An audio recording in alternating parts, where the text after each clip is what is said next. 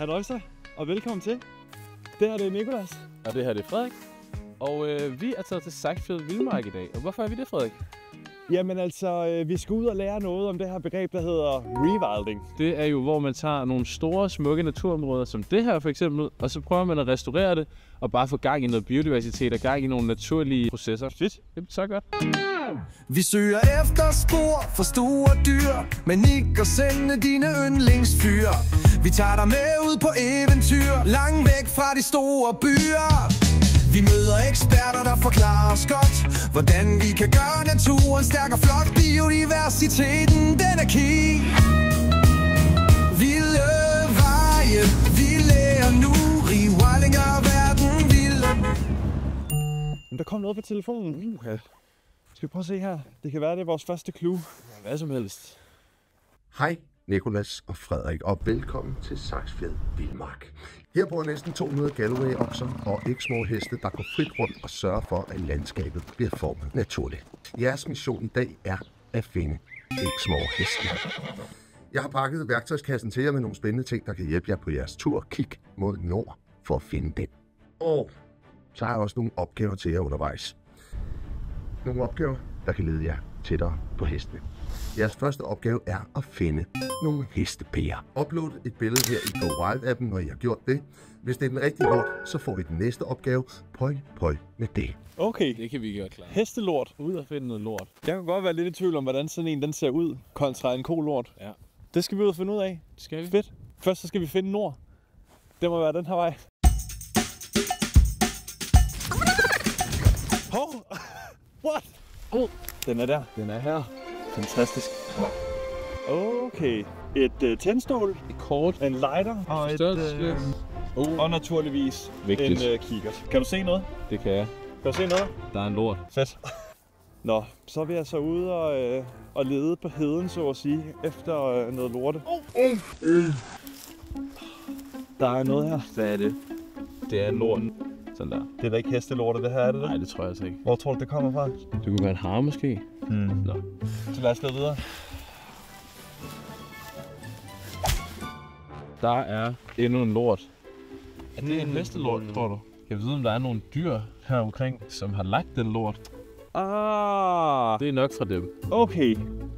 Det er ikke en hest. Nej, vi bevæger os i den rigtige retning.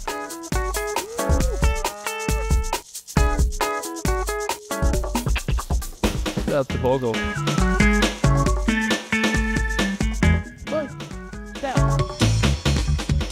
Se, Nicolas, det her, det ser jo meget mere rigtigt ud, tænker jeg. Det må være en hestelort. Den er jo anderledes. Den er ikke lige så flydende som den kolort, vi så før.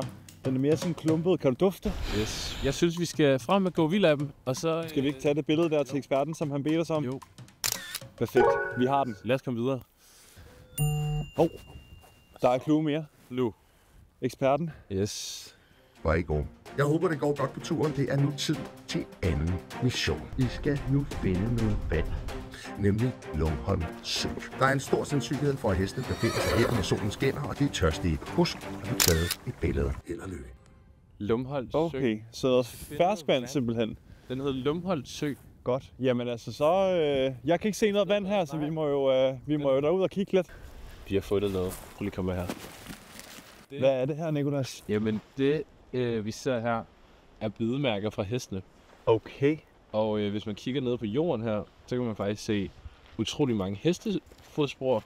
Og hvad er det, Sende? Jamen altså, så det vi har fundet her, det er jo det samme område, som hvor at, de ligesom tykker på træerne. Der kan vi altså se på den her gren her, den er meget spids. Og der har den altså fået fat på et stykke hår her. Jeg tænker, det er et hestehår. Det er det. Det er ponyerne. Det virker som om, vi er ved at være det rigtige sted, er det ikke det? Alt tyder på, at vi går den rigtige retning. Okay. Ja. Tilbage i den åbne hede. Ja. Ja, smukt. Okay, så Nicolas her, der har vi jo et kort over området. Ja, god start. Søen, hvor hestene skulle være, den er her. Og vi står lige nu her ved skovbrynet. Det kan sige, det må være herovre. Der er i hvert fald lort og lidt andet her rundt omkring. Det bliver spændende at se, hvad der er nede ved søen her. Ja. Yes. Altså, Jeg ser jo her simpelthen skålen på håren. Yes. Klassisk hestesko. Der er simpelthen fodsporene. Det er jo nok fordi, de er nede og drikke vand hernede, kunne jeg forestille mig en gang imellem. Det tænker jeg. Men det er nok også kun noget, de gør et par gange om dagen. Så jeg kunne forestille mig, at på nogle tidspunkter, der er der rigtig mange heste hernede. Og så forsvinder de alle sammen igen, når de ikke skal drikke. Ja, det har du ret i. Gå vildt af dem. Vi skal have et billede. Ja, smukt billede. Jeg vil være lidt utålmodig. Jeg vil utrolig gerne finde den pony. Jeg vil virkelig også gerne se de heste. Men altså, jeg står og kigger ud over den her lange hede. Og der er ikke et dyr overhovedet at få øje på. Det er lidt umotiverende. Jeg ved ikke rigtig... Hvad skal vi gøre? Det var telefonen. Okay, fedt. Så skal vi se her. Det må næsten være eksperten. Hej gutter. I har ikke fundet hestene endnu. Men I fortjener et hvile. I skal derfor finde shelterpladsen uden for reservatet. Her kan I lave bål, I kan spise noget mad, og I kan få noget ekstra energi, så I kan komme afsted igen og finde hestene. Vi skal simpelthen ud og finde en shelter. Lige tage en lille pause. Det kunne nok være godt til os. Ja, altså, så kan det jo være, at vi spotter noget spændende på vejen ud. Må ikke. Jeg synes, en sheltertur lyder rigtig dejligt lige nu. Skal vi ikke gøre det? Lad os komme afsted. Ja, lad os komme afsted.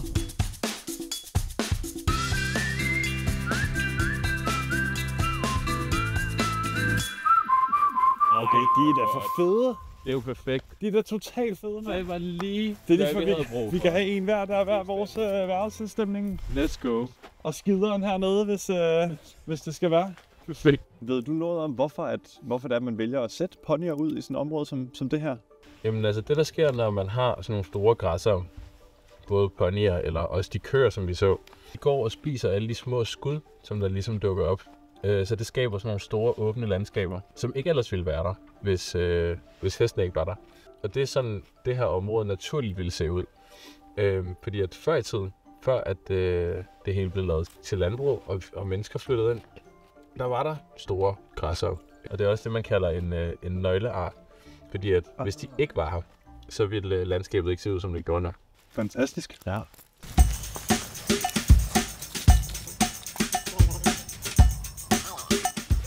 Godt nok vigtigt, at vi har fået den der lighter med i værktøjskassen her, så vi lige kan lave sådan en her. Det er dejligt varmt det her, hva'? Godt.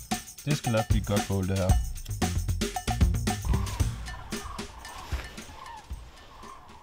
Herover. Jeg er ved at være klar til at gå ud og lede lidt videre efter vores ponyer. Hvad siger du til det? Jeg tror, vi finder dem. Ja, det tænker jeg også, vi gør. Sejt.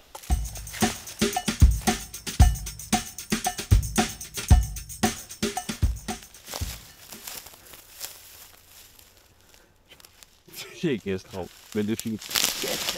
De er der. Kom, vi lister.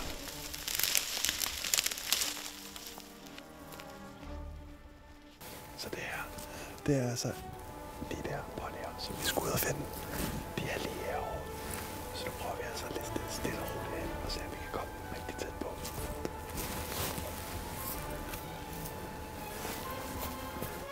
Men ikke for tæt på. Det I ser her er Saksfjeds Vildmarks ponyer. Okay, så Nicolas, vi skal have taget det her polaroidbillede Det skal vi. af hestene. Jeg har det her med. Vi lærer mere og mere. Vi hjælper bierne, fuglene og træer. Kom med os, vi lærer mere og mere.